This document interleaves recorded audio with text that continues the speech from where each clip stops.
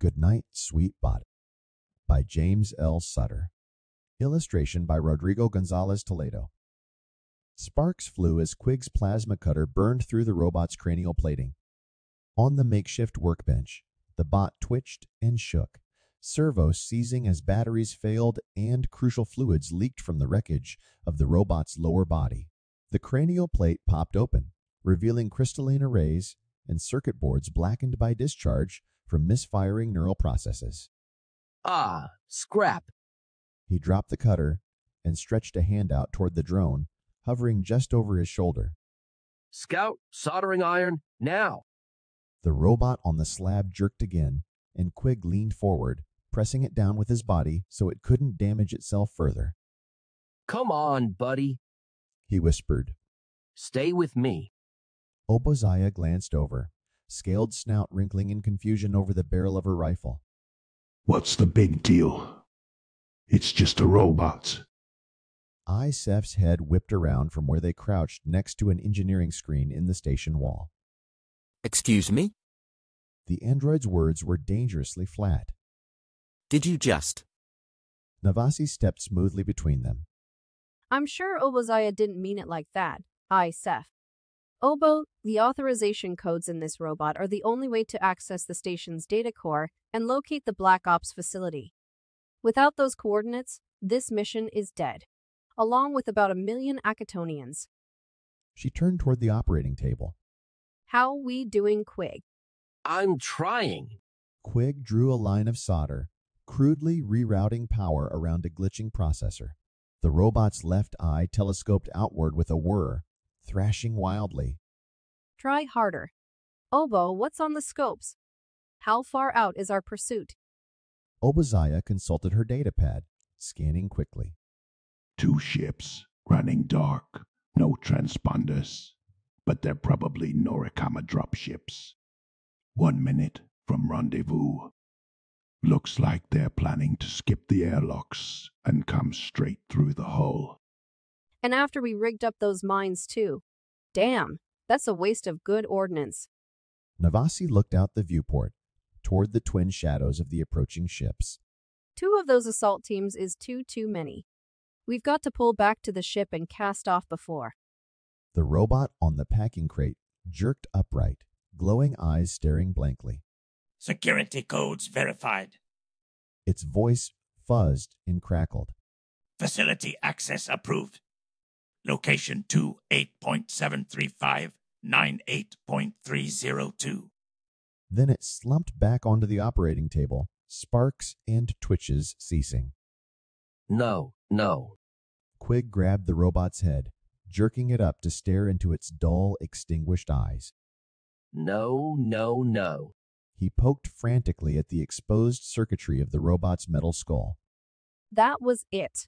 The coordinates. Navasi's face broke into a victorious grin, then fell just as quickly. She glanced around the room.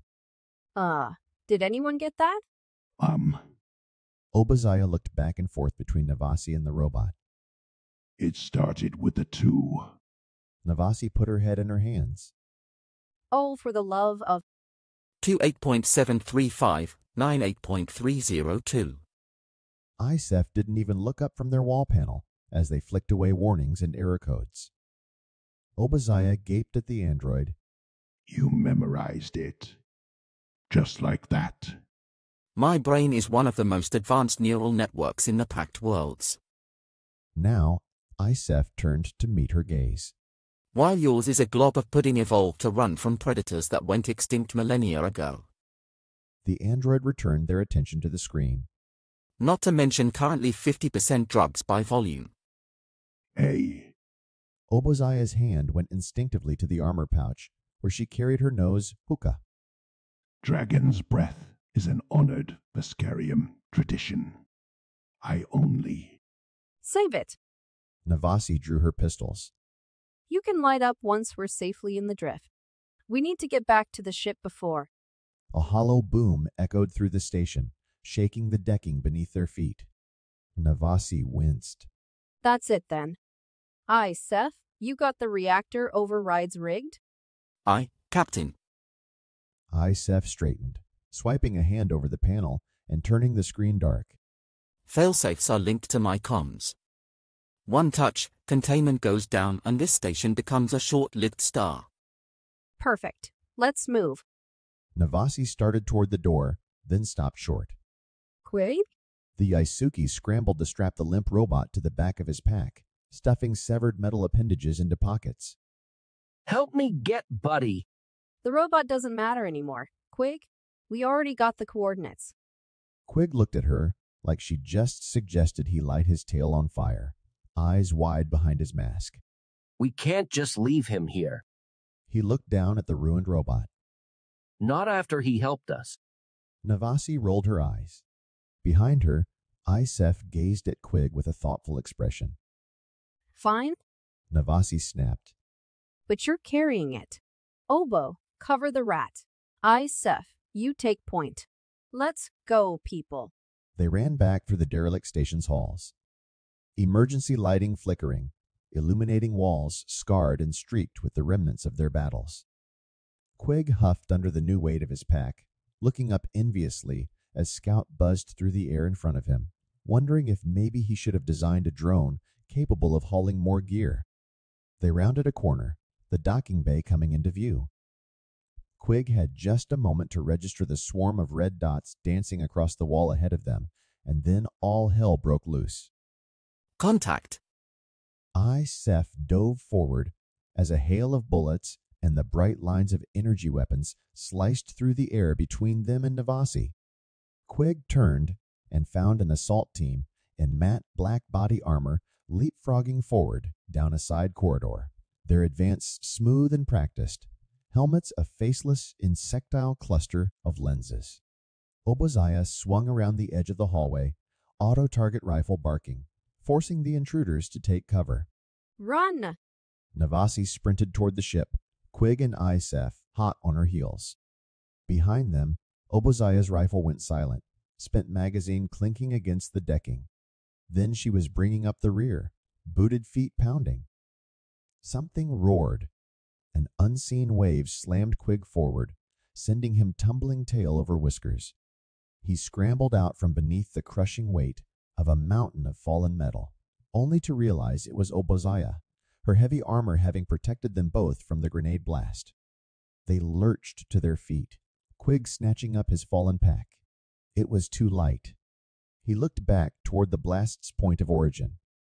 The robot lay in the middle of the hallway, surrounded by steam from burst pipes and the sinister hiss of venting atmosphere. Buddy! Quig started toward the fallen bot, but Obaziah grabbed the top of his pack and lifted him off his feet, carrying him backward toward the ship. Behind them, red targeting lasers sliced through the steam. They slid through the airlock, barely missing Isef, where the android knelt in the entrance, calmly laying down covering fire with their sniper rifle. The second they were aboard, the door word closed, and Quig was almost knocked off his feet a second time as Navasi goosed the thrusters. Then they were free, ship gliding silently away. Quig staggered to the nearest viewport, looking out at the abandoned station as it shrank rapidly with distance. Seth, Navasi said. light 'em up. Isef nodded and tapped their datapad. The station erupted. The silent fireball expanded too quickly for Quig's eyes to follow, engulfing the station and the enemy ships. The viewport dimmed automatically, shields maximizing to block the blaze of radiation. Yet, almost as quickly, the glow faded, ionized gases dispersing into vacuum.